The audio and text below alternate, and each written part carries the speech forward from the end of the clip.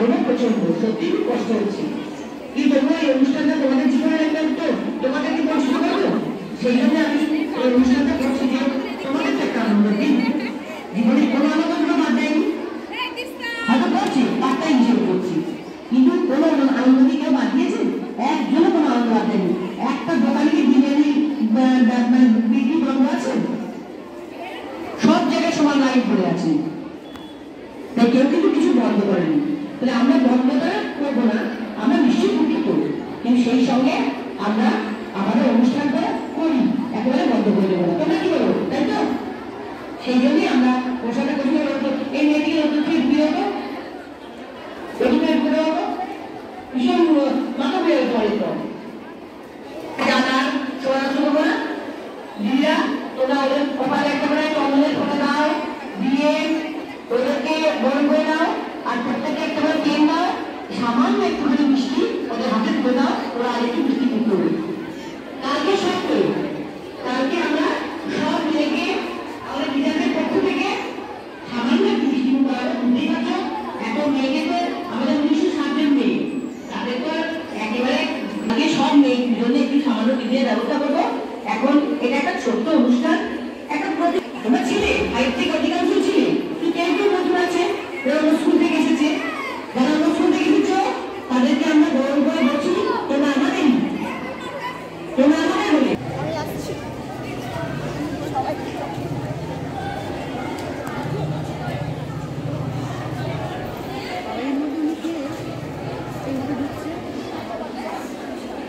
দিদিরা 1 মাস পরে চলে যাবে। এইটুকু আছে মধ্যবর্তী সামান্য একটা কথাই বলবো, ভালো ভালো কথাগুলো তোমাদের খুব সুন্দর দেখাচ্ছে।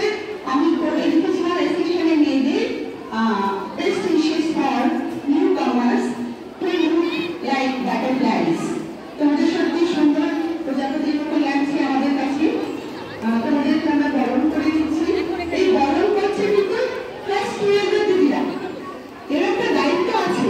ক্লাস 12 এর দিদিরা তোমাদের বরণ করে দিচ্ছে, তোমাদেরকে তো